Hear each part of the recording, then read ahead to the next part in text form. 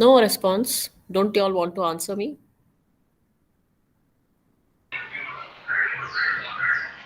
The paper was good. It was not that difficult for me, I Oh, thought. okay, fine. Yeah. Anyone else? Was fine, ma'am. You were able to answer well, Rupak?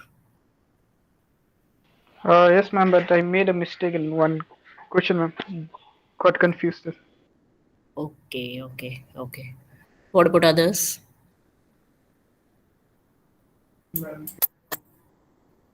Yes, Panindra, I didn't hear you. Yes, ma'am. Good, ma'am. Good. You were able to answer everything? Yes, ma'am. Four and a half module I attended. Okay. Others?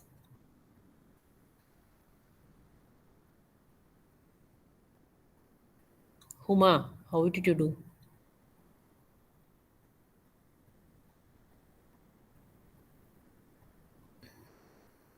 They are not there or what? Huma, are you there? Yes, ma'am. Yeah, how did you do DMS?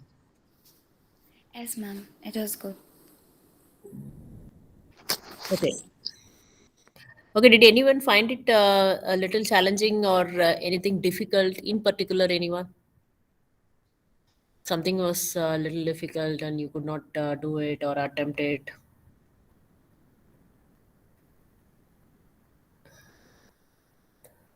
Why can't you all speak? I don't understand that at all. We do so much, put in so much effort from our side. When we ask something, you are, not even, you don't even care to answer, is it?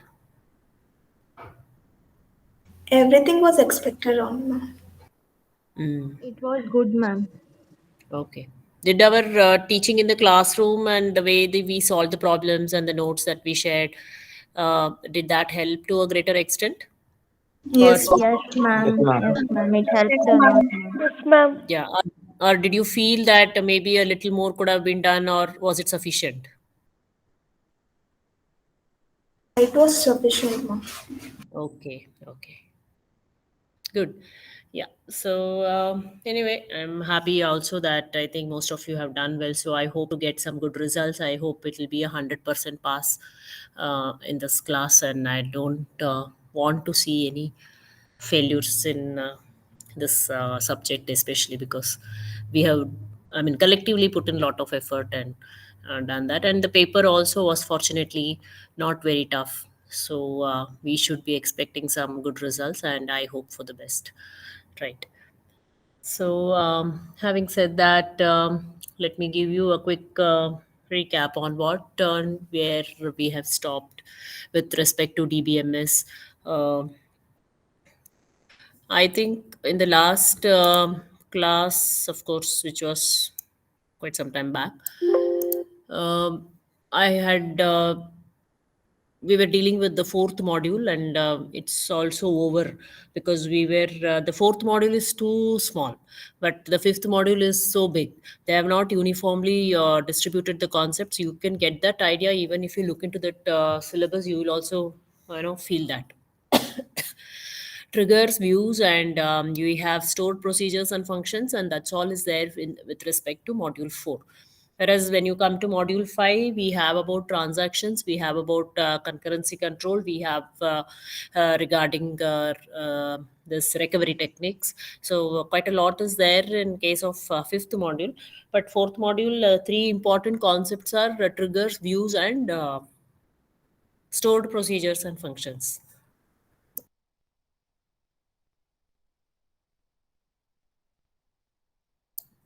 So I think we have done with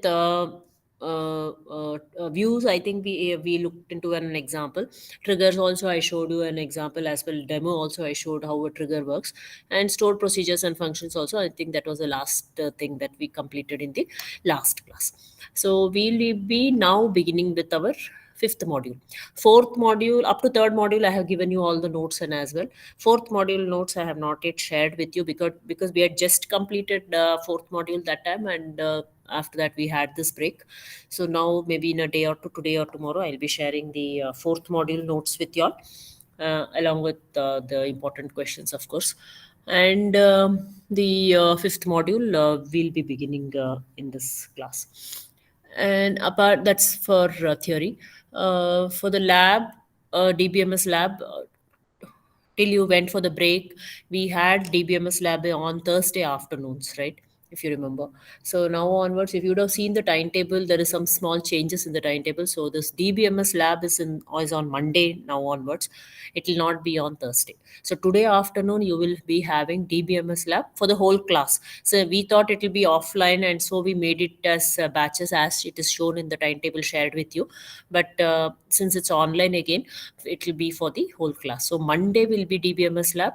Tuesday and Wednesday will be whatever labs you had. I don't know. Java lab is Tuesday, I think. Wednesday may be your web lab. So instead of Thursday afternoon, our DBMS lab is pushed to Monday afternoon. Okay, so today afternoon you will be having DBMS lab for the whole class. That again, we'll talk about that in the afternoon. So, given that, I think we should be able to begin with our fifth module. Let me share my screen. Give me a moment's time. And one more point I would like to add here is regarding the assignments. I had shared two assignments in the that's what together, that is assignment 1 and 2 together. I had given you all and put it in the GCR. I had given last date as June 28th or something, and then there was some internals which came up, and I extended it to July 15th. And that also was told to you all that it is, July 15th onwards, it has been extended up to July 15th, and you all agreed for that. So what I find is even now, some of y'all have not submitted your assignments. That got closed on July 15th. July 15th was too much of a time because almost 1.5 months time I have given just to answer a few couple of questions, and the questions were not so many. And those who have not submitted your assignments, you will get 0 marks for that. Okay, because you all asked for, some of you all asked for an extension, and I did agree because of first internals had come in between. So I did agree, and I extended it up to July 15th, which was well before your break. Break started only from July 19th. So you cannot give me all these reasons anymore. And now if you want to try submitting, and I also took the names of those who had not even accepted my invite. Even then you all didn't bother to, those 6 of you all haven't tried to submit your assignments.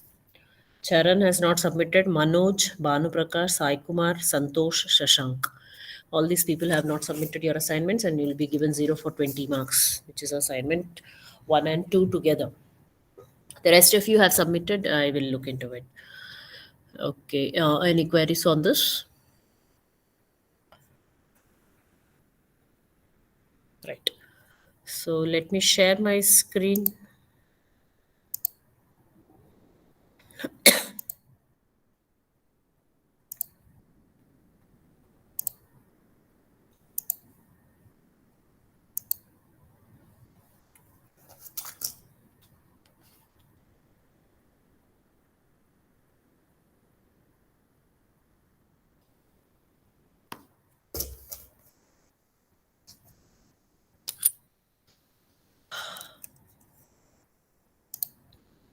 Are you all able to see my whiteboard?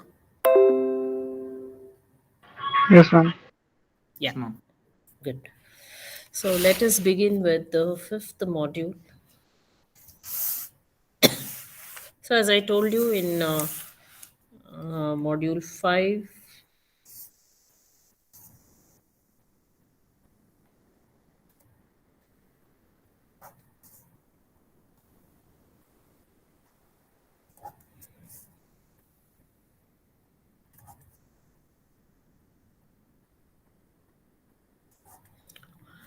yeah. So module 5 will be actually dealing with 3 different concepts.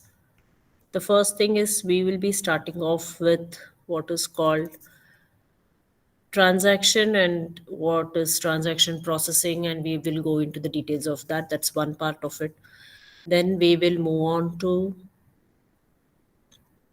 the concurrency control techniques and the algorithms, whatever thereof. And then we'll be also talking of the recovery techniques. Okay. So these are three important concepts which come under your module 5. Well, I think your dates of before I start and continue further, your internal dates, I think your theory internals will be on 26th, 27th, and 28th. Am I right? Was it told to you all? Ma'am. Yes, ma'am. Yeah. Yeah. Yes. So 26, 27, and 28 will be your what to say, the second theory internals. You will be having right from functional dependency. I think the second part of your we had first module full and half of second module, if I remember right, for the first internal. Okay, so the second half of the second module, third module, you will have it for second internal. Am I clear? Third module is on what is it, SQL, I think. No, anyway, I'll check in again, come back to you on by afternoon. Again, we'll be meeting in the afternoon for lab, so I will confirm at that time the syllabus for your second internals. Okay. And your lab internals, I think, is on 30, 31, 1. Is that right? Dakshayani? Ma'am? I didn't hear you. Yeah, lab internals is on 30, 31st, and 1st. Is that? Yes, ma'am. Yeah. So lab internals, as I already told you, first lab internals for all of you. The first, second, and the third exercise will be there. Fourth and the fifth, we will keep it later. Okay, that will be your syllabus for your first lab internals, the first 3 exercise. And theory internals syllabus, I'll confirm it during the lab session today. Okay. Ma'am, someone just shared that it is 23, 24, 25, ma'am, lab. Who shared, Kishan? Can you confirm it to me? Rupak, ma'am. Ah. Something on the notice board, I think. Yeah, that was the old one previously, what was told. But later on, I think Sir has spoken to your class representatives and they have told that they need some change and all that. So that has been agreed to and there has been some change. Whatever dates now I am telling, that will be the final one. Okay. Okay, ma'am. Yeah. And you will also be receiving official communication on that. I'm just telling you right now because so that you are also prepared accordingly. Because I told you because I have to tell you the syllabus well in advance. That's the reason I told you. Your theory internal will be 26, 27, and 28. Some of them, I think, when Sir spoke to Dakshayani and all, they were asking for some more time for lab internal, and that is why it is on 30, 31st, and 1st. I hope so. Right?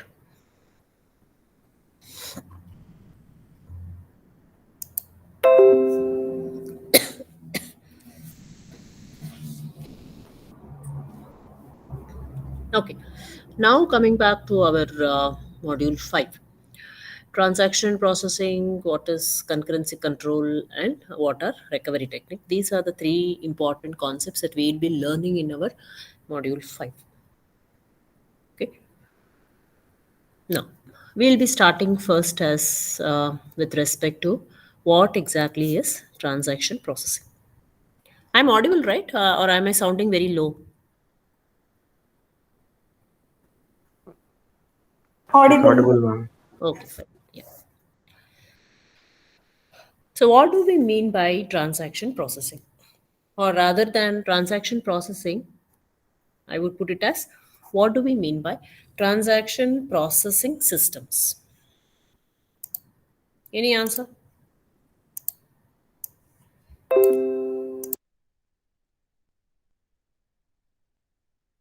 Any answer?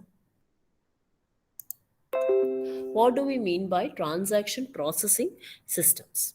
Now, when I say transaction processing systems, these are systems which are going to be having, or these are systems with large databases.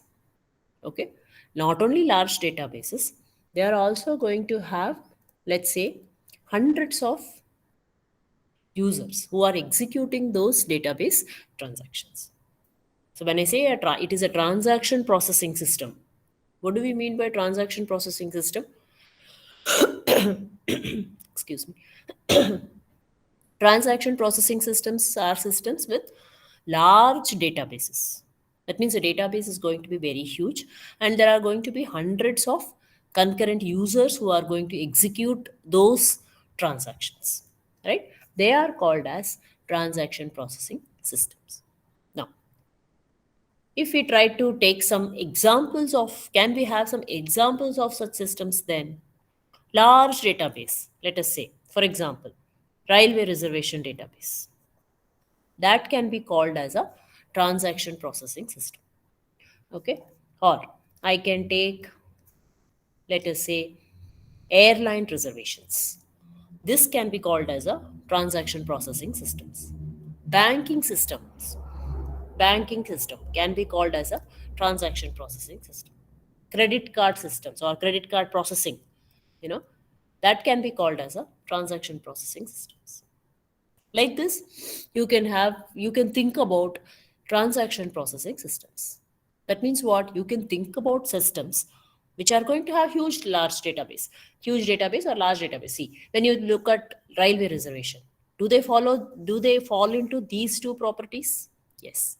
They have a large database, they have hundreds of thousands of users. Correct? When you look into airline reservation, they are also having a huge database with lot of flight information, and maybe for a particular table for every flight, or how many seats are reserved, and what is the source, destination, and so on. Okay, fields and entities and attributes, we are not bothered now. Large database means it's understood, things are there, so much are there. Thousands of users are there in airline reservations. Also, banking system, all of us know, all of us have an internet banking system now. All of us, we try to do some kind of online transaction, so that can also be called as a transaction processing system. Then we can talk of, we can think of credit card. So now many of the transactions have become, online. So many have even gone for some kind of credit card transaction. That also can be called as a transaction processing system. Anything that has got a large or a big database, a huge database, and which has got thousands of users, you can call such database or such systems as transaction processing systems. You can also think of what I can tell you. You can also think of stock markets. Stock market, but let a huge database it is, right? And then maybe even a supermarket checkouts. This also can be kind of considered as a transaction processing system. So these systems, they require what? High availability, correct? That means high availability means what? The system should be available 24/7. We expect the system to be up and running. High availability. That means around 11:30 in the night, I want to book a ticket. I should be able to do. I should be simply able to log into the database, and now I should be able to open the web portal, and I should be able to do it. Right? We are able to do. Yes. So the requirement of such systems is high availability should be there. And what one more requirement of these systems we expect is what? Fast response time. Fast response time means what? I should be immediately getting the outputs.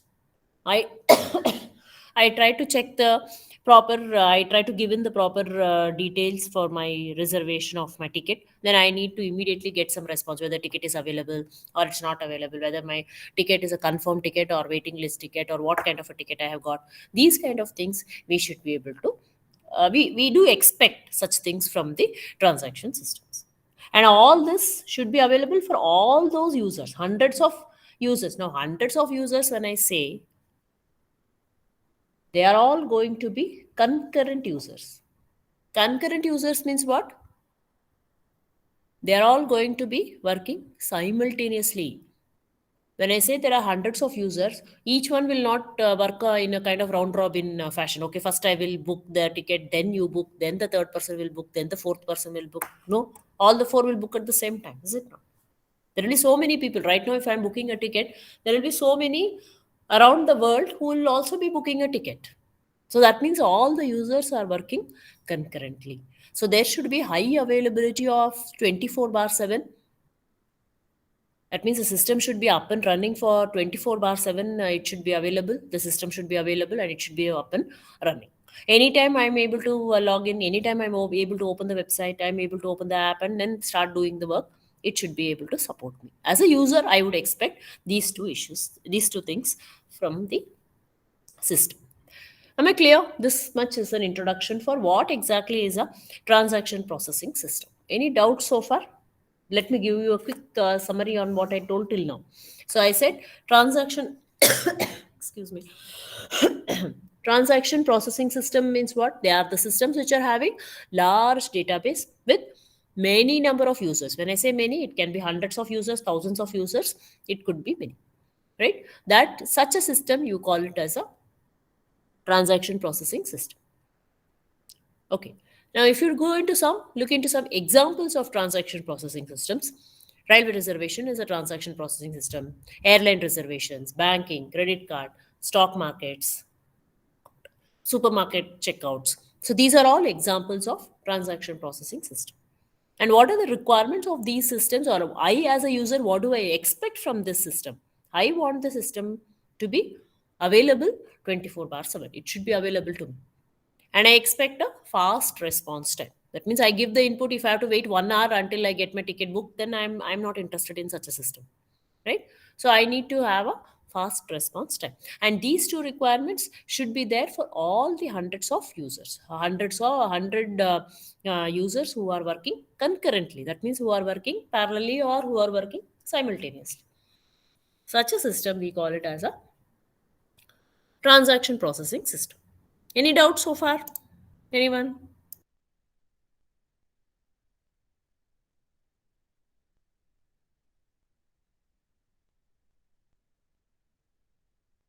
Any doubts?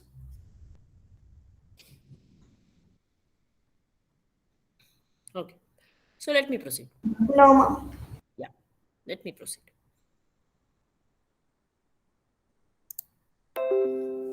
Now, when we talk about, let me go into the exact topic now. So far, I only told you what is a transaction processing system, because you should know whenever I keep telling transaction processing system, you should know what exactly we mean by that, is it not?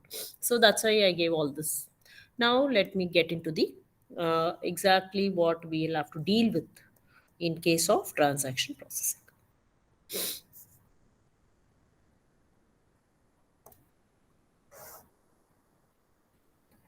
Right. There are certain things that certain issues that we have to consider under transaction processing. One is single user versus multiple user.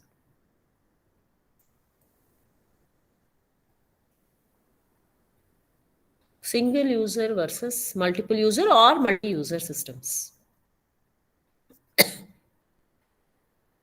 Then we talk about in detail about transactions, read write options or read write operations. Okay. And then we also talk of concurrency. What is the need of concurrency control?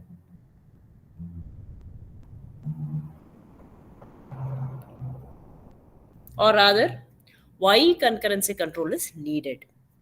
We'll also be looking into, as I told you, why recovery is needed. I told in the beginning that these are the topics that we'll be dealing with: concurrency control and recovery techniques. So we'll also be, that means what? Why we require concurrency control? Why do we require recovery control or recovery techniques? These are the things we'll also be dealing with. Okay. So these are 4 important issues that we'll be going into details. First, let us take up single user versus multi-user systems.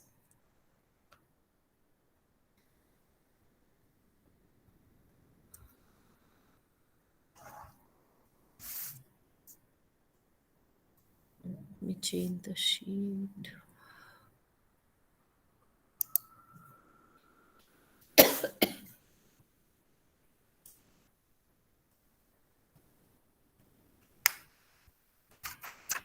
One second.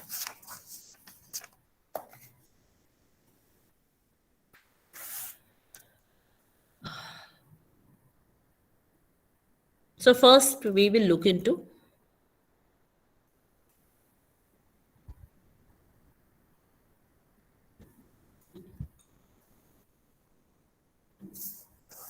single user versus multi-user systems. No. Any idea? Any answers?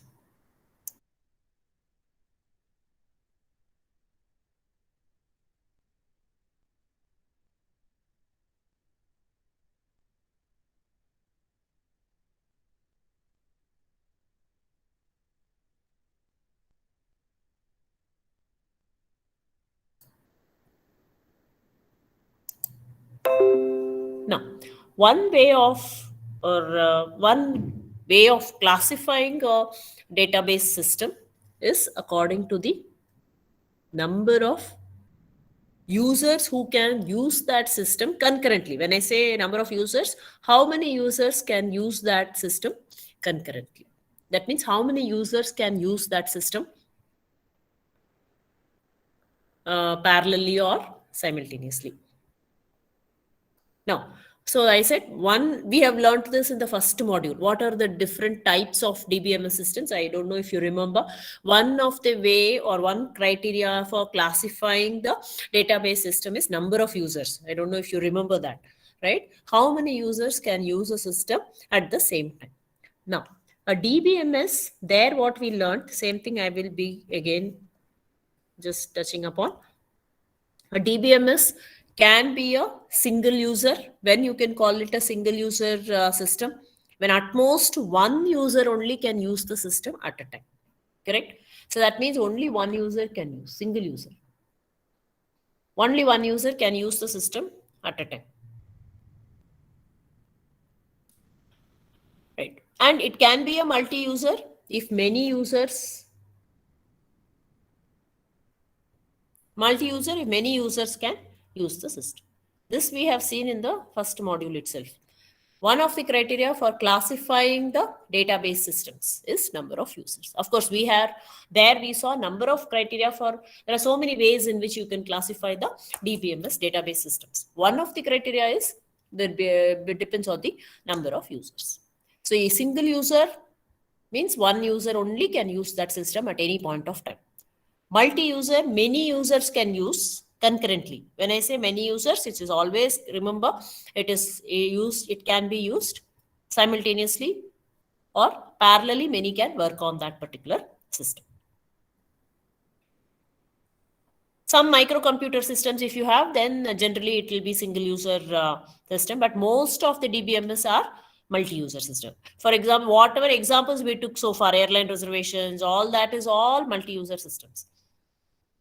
For example, your airline reservation is used by hundreds of travel agents. Not only the passengers, as a passenger, we may book, as a travel agents will be there who will book, right? Then there can be some reservation clerks who will book. There can be so many users who are trying to work on it concurrently. Then systems which are there in banks, insurance agencies, stock exchange, supermarkets, they are all operated on by many users who keep submitting transactions concurrently to the system. Your ATM system, banking, internet banking systems, supermarket, you would have seen that there are so many billing counters. So simultaneously people are, the items are getting billed and people purchase the products and all that. So they are all multi-user systems.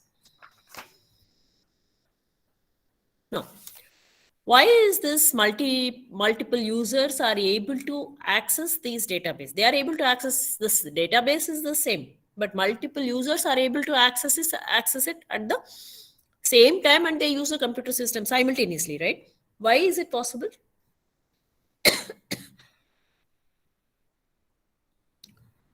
Because of the concept of multi-programming, right?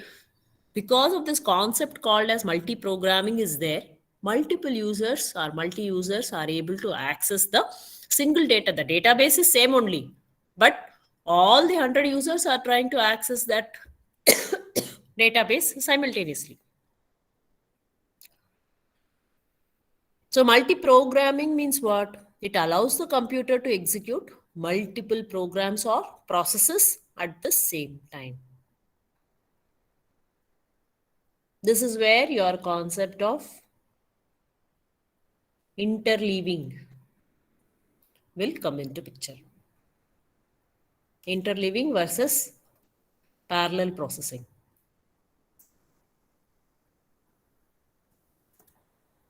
Should be knowing all those differences properly. It is all very important concepts for your placements and all that. Don't think there are no exams and you need not concentrate on classes. That will be a very bad idea from your side. Okay. So tomorrow VTU may change their mindset. Who knows? They may conduct exam also. Then what you do?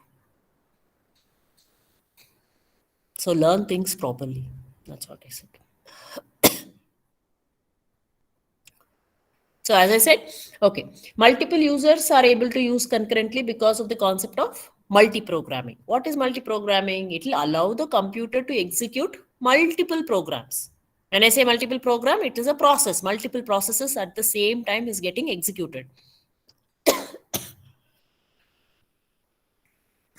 Okay, if a single CPU is there, then it can execute only one process at a time, right? So multi-programming, there is something called as multi-programming operating systems. They execute some commands from one process, then they suspend that process. They execute some commands from the next process, and so on. I think you would have learned this in operating system, right? Yes, ma'am. Yeah, that is what. So I need not to get into so much of detail. So a process is resumed at a point where it was suspended whenever it gets its turn to use the CPU again.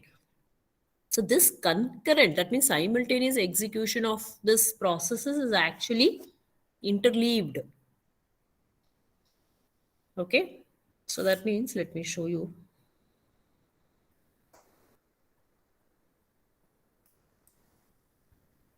Okay, something like this, I'll show.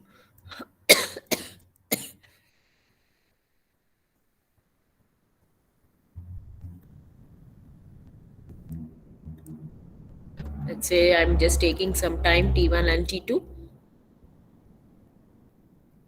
Now say at this point of time, A is under execution.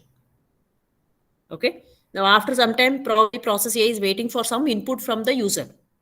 So the CPU can switch to another process called B. Then this B that time what happens? A is suspended.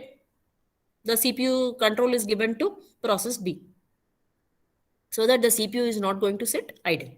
Again, B is, let us say, is waiting for some command. Then again the processor will switch to A, and then again to B. So like this it is going on. This is called as nothing but interleaving. So here we say that these two processes A and B are executing concurrently in an interleaved fashion.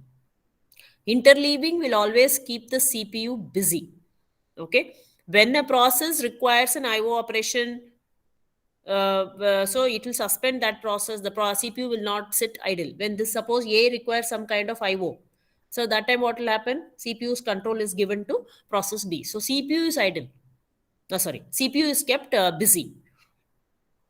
That is one of the job of your operating system. So efficient utilization of resources is very important. That and all you would have studied in OS. So interleaving will always keep the CPU busy. The CPU is actually switched to execute another process, right? Rather than remaining idle during the IO time. IO time means if the process A is waiting for some input, that is an IO time. CPU also need not wait, right? So it prevents the CPU from being idle, interleaving. So what do we mean by parallel processing then? Any idea? Different processes are running at the same time. Exactly, very good. So if the computer system has multiple processors, CPUs. Then parallel processing of multiple processes is possible. For example, see here.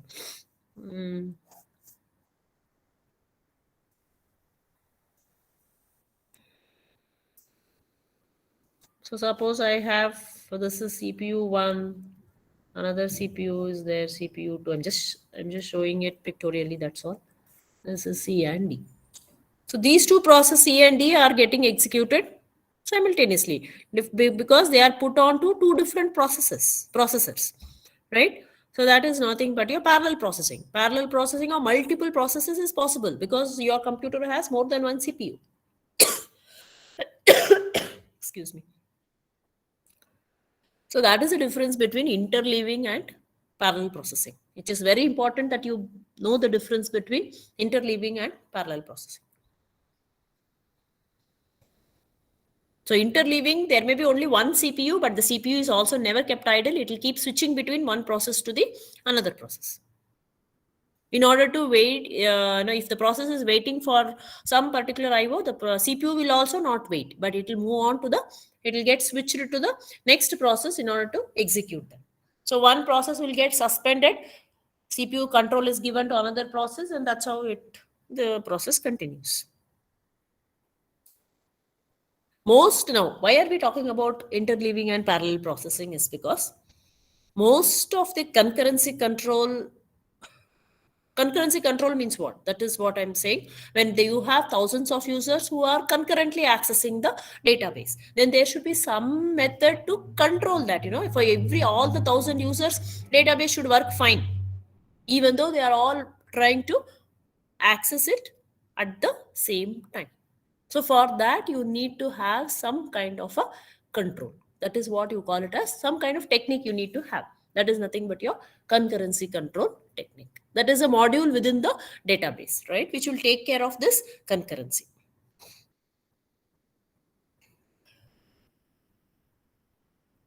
So most of this concurrency control is developed in terms of interleaved concurrencies. Okay, that is where your interleaved concurrency means that is what. Here I said it is switching between processes, but there it will switch between different users, and still the data is it is possible to give the execution properly. Interleaved concurrency is what we call. That is required in case of transaction processing systems. That's why I told you what exactly we mean by interleaving and parallel processing. In case of all these databases, transaction systems, we make use of interleaving.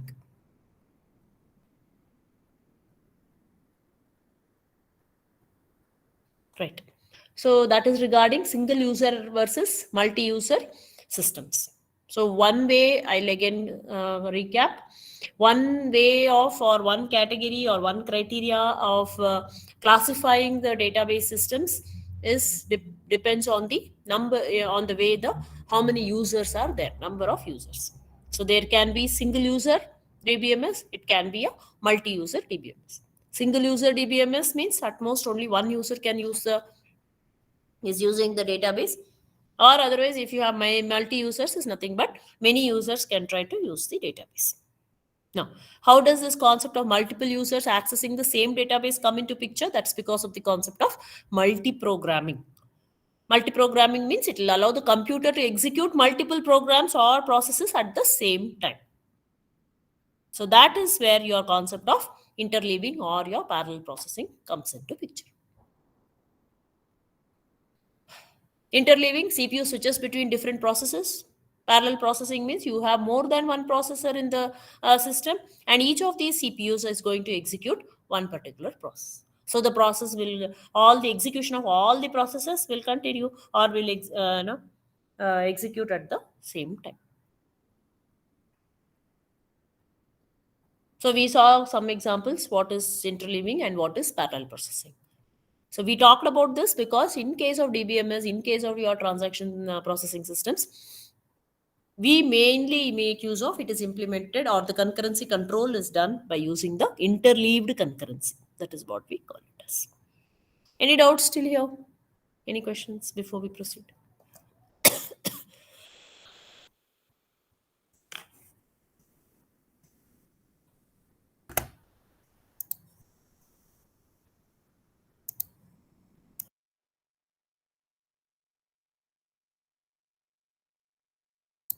Any questions?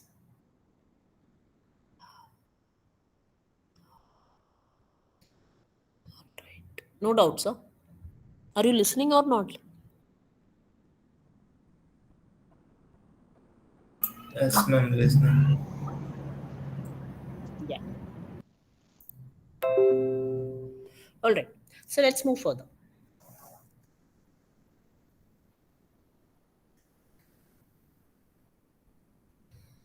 Next, we will be looking into, as I told, let me show you the previous page.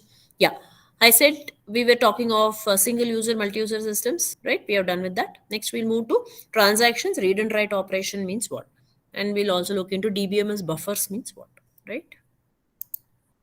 Yeah.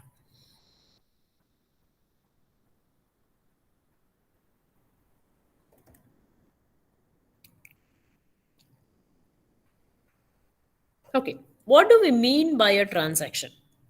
We were looking into transaction processing systems and examples and all that stuff and so on and so forth. What is a transaction? Maybe I told you what is a transaction processing system, first and foremost. What is a transaction? Let me dig into that further.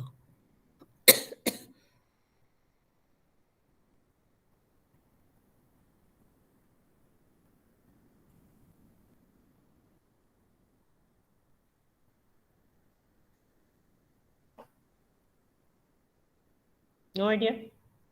What's a transaction? You all do bank transactions, no?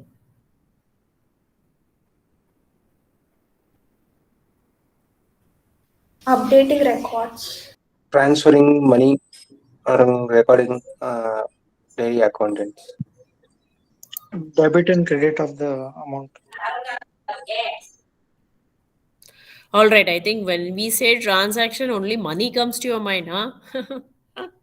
See, a transaction need not be dealing only with, of course, we talk about banking transactions very frequently. So maybe because of that. But then when we say transaction, it need not be always credit, debit money and, updating the accounts and all that stuff, right? Whenever there is going to be some kind of changes in your database, right? That is what we say it is a transaction. Okay. Now, there is everything you cannot call it as a transaction. That's why I said every query is not a transaction. Or we have something called, if you want to, I've already told you once before, the difference between a retrieval and a transaction. Retrieval is you only get what is there in the database. That's all. You try to fetch the data from the database. That is what you call it as retrieval. For example, I have your student database.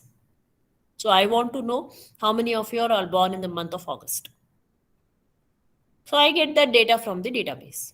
Is there going to be any kind of changes in the database because of this fetching? No. The database will remain same only. There is not going to be any kind of change in the database. I am going to pull out students who are born in the month of August. That's all. Okay. Whoever is born in the month of August, I'll get those data. But this will not cause me any changes in the database. There is no change in the database as such. Okay. Then you call it as a retrieval. You are only retrieving, fetching.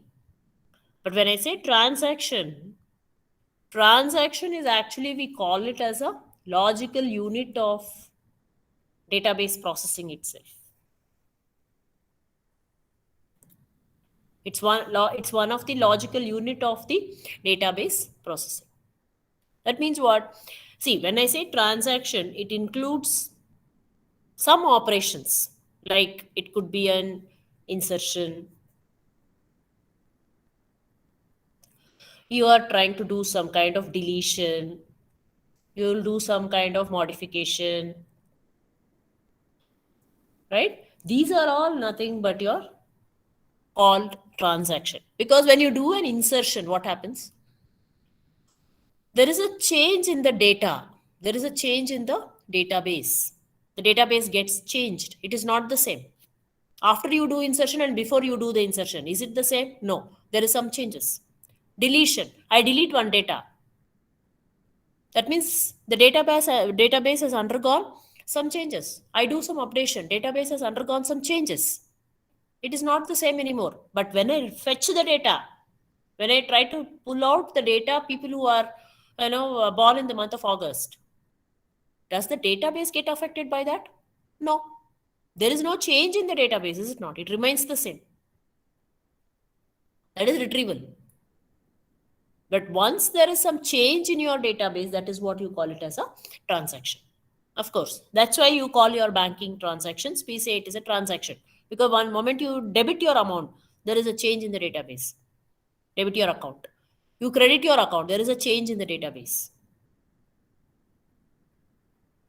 Right? So that is a difference between, or you should understand properly what is a transaction, what is a retrieval, and so on. So transaction means what? It is going to include some database operations like insertion, it can include deletion, it can include modification, updation. All these are nothing but your transactions. Anything and everything that is going to cause some changes in the database is a transaction. Any doubt?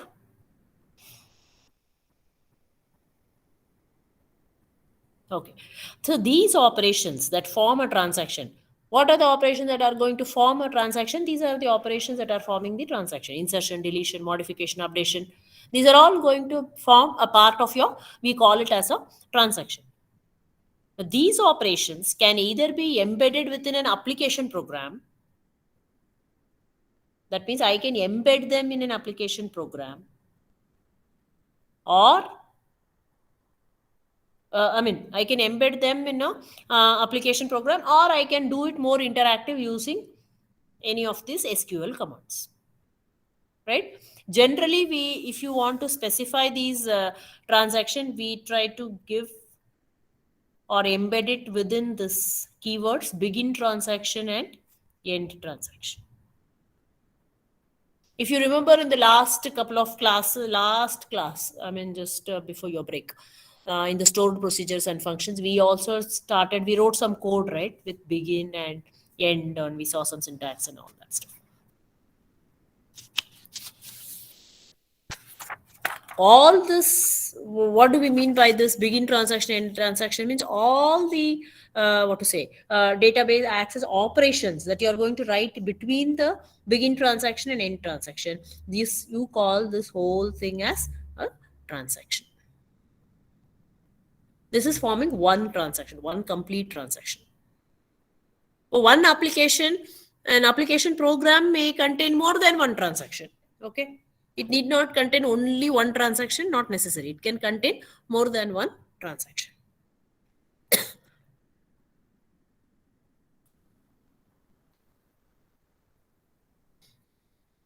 Now, this sometimes I told you the difference between retrieval and transaction. Correct? Now, this retrieval, sometimes if the transaction is only retrieving data, it is not going to update or make any changes at all. Then you can also call it as read-only transaction. You can call it like that. Read-only transaction means what? It is not going to, it is not going to update to the database, or rather it is not going to make any changes in the database. It is only going to retrieve. That particular transaction is going to only retrieve. Then you can also call it as all retrievals. You can also call it as the read-only transactions. So a single application program may have more than one transaction. Debit is one transaction, credit is one transaction, okay? Withdrawal is one transaction, something like that. You can have more than one transaction.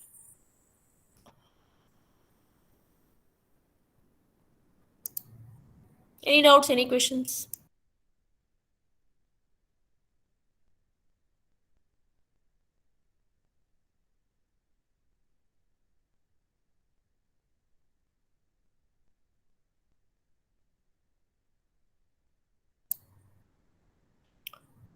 Any questions?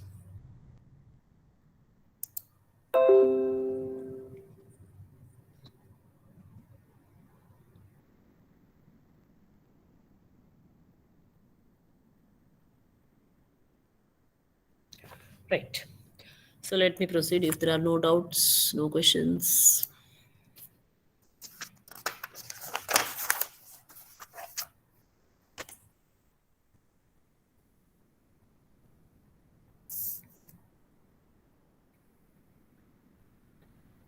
No.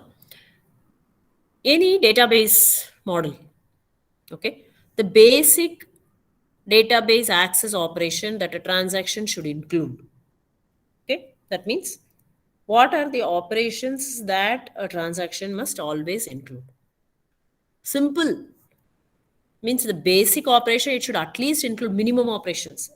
One is called read item of X. Is one of the operation which should be there as part of your transaction. The other one is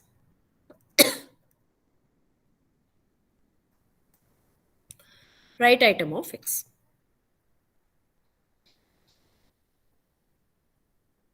So the basic database access operation that a transaction can include are read item of X and write item of X. What is read item of X? It reads a database item named X into a program variable. So whatever is X, it is going to read that into a program variable. This is a database item, maybe a field or an attribute or whatever it is in the database.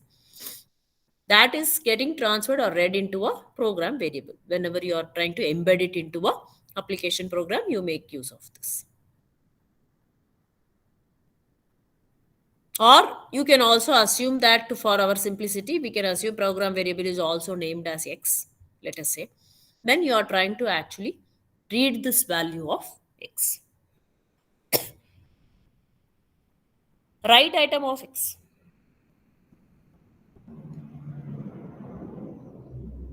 So obviously, write item of X means it writes the value of the program variable X into the database item which is named as X.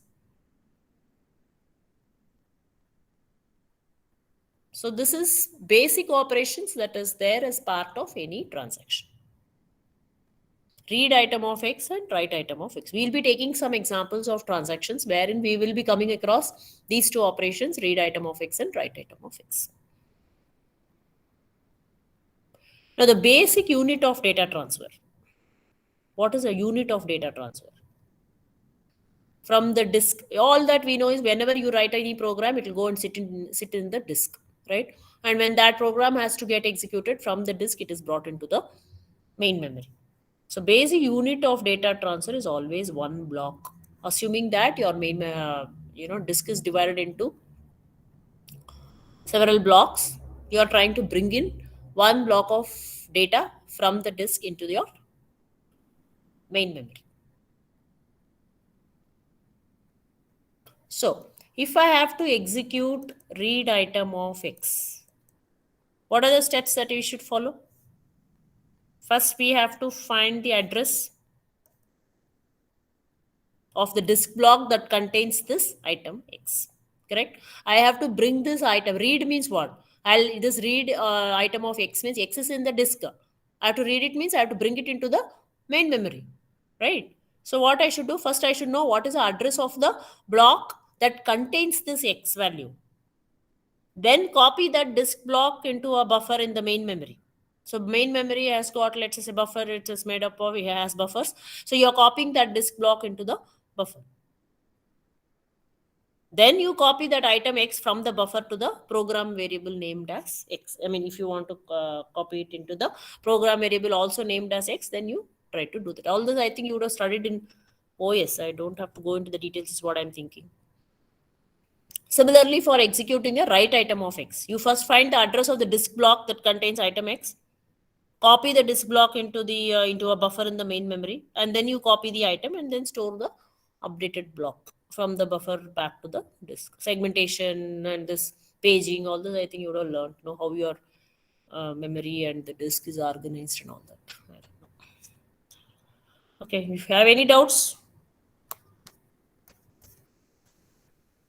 Any questions?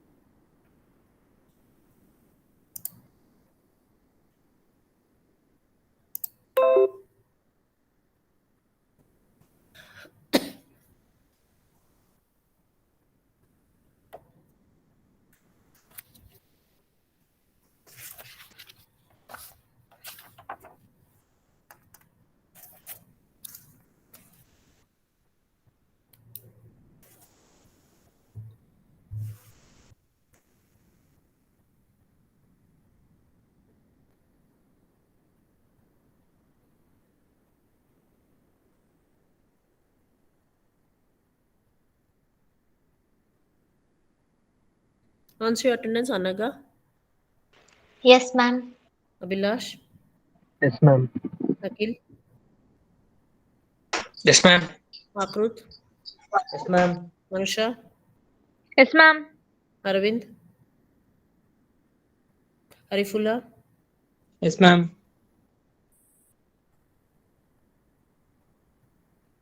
Benaka,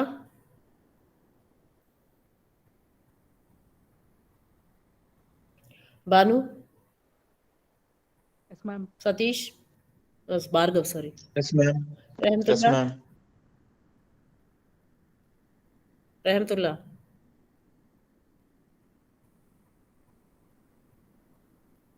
Chaitra, Present, ma'am.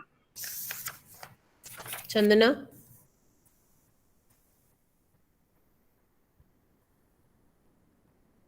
Charan, Darshan, Present, ma'am. Diksha, Yes, ma'am. Dakshayani, Present, ma'am. Kishan, Present, ma'am. Harshit, Present, ma'am. Hemalata, Present, ma'am. Uma, Yes, ma'am. Jayant, Present, ma'am. Divya, Yes, ma'am. Kaushik, Present, ma'am. Lakshmi, Present, ma'am. Yes. Lavanya, Present, ma'am. Lavanya is also present, ma'am. She has mic issues. Manish, Present, ma'am. Manoj,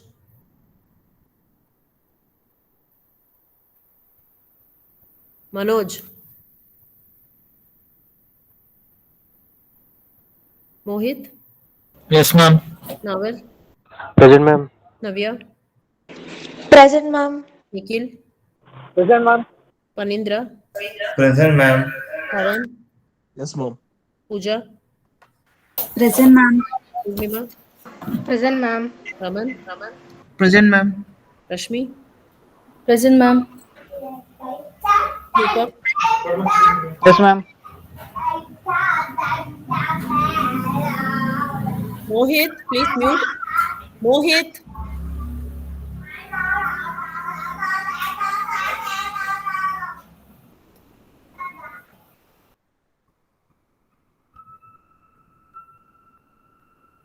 Rupak, Yes, ma'am.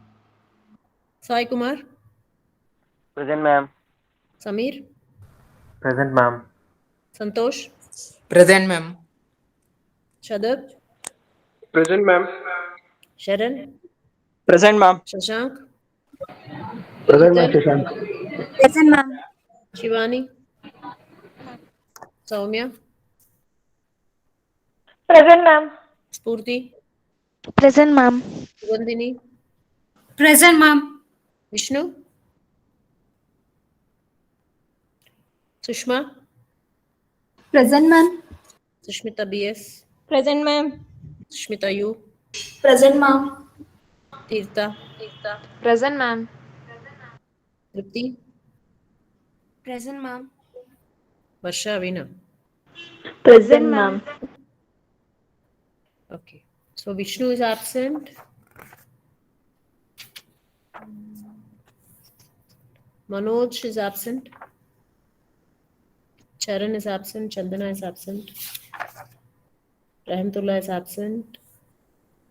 Benaka is absent. Aravind is absent. Right.